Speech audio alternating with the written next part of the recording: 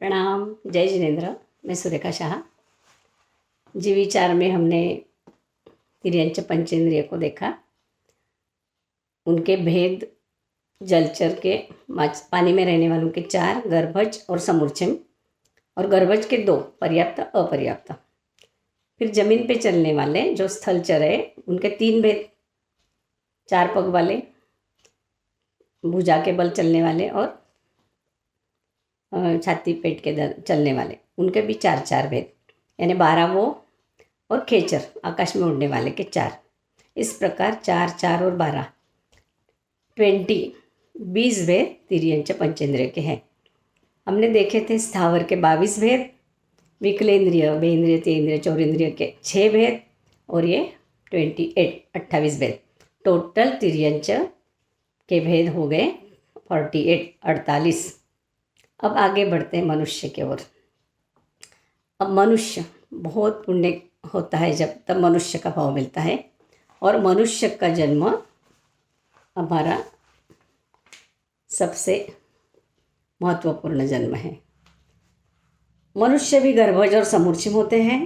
गर्भज मनुष्य स्त्री पुरुष के समागम से गर्भाधान उनका होता है और वे 7, 8, 9 महीने के बाद जन्मते हैं और जीते हैं।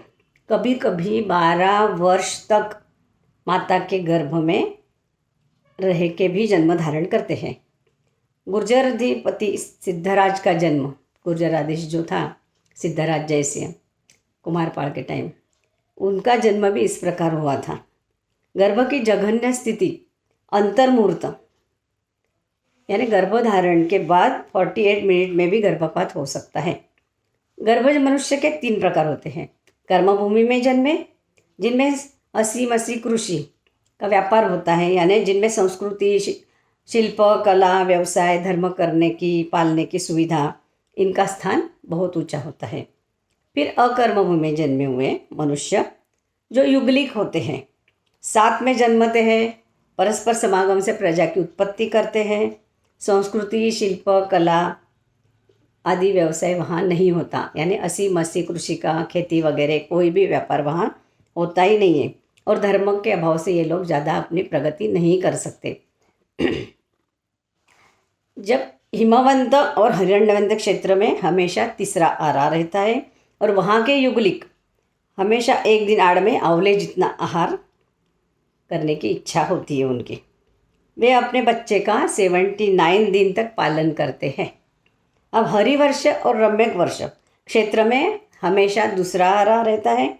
वहाँ के युगलिक 2 दिन अंतर से बेर जितने आहार की इच्छा करते हैं, और उतना आहार खाने से उनको संतुष्टि हो जाती है, और संतान का पालन 64 दिन में करते हैं।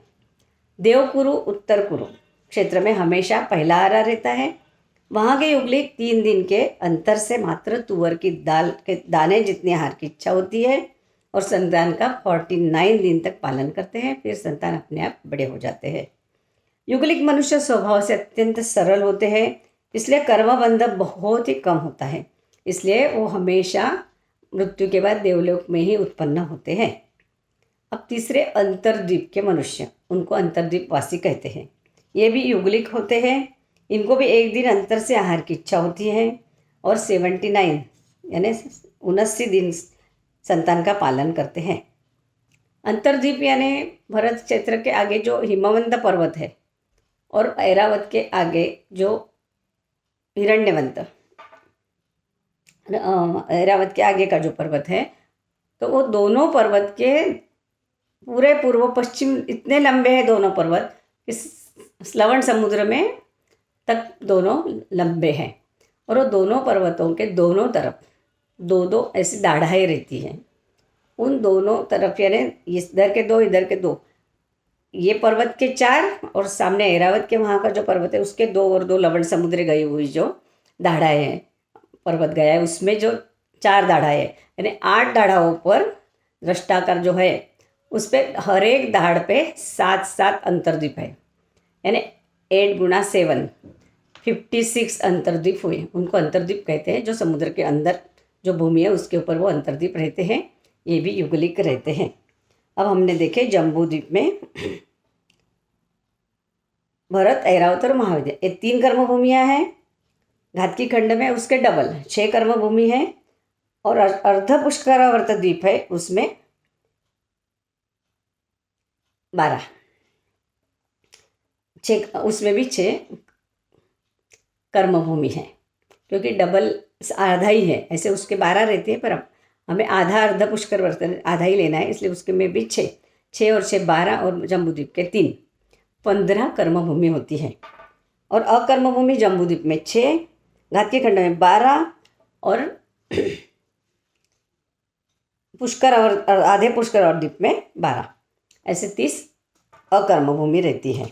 अब ये सब मिला के 45 हुए कर्मभूमि और अकर्मभूमि। और अंतर्द्वीप जो है वो 56, तो टोटल मनुष्य हो गए 101। तो मनुष्य के भेद हो गए 101।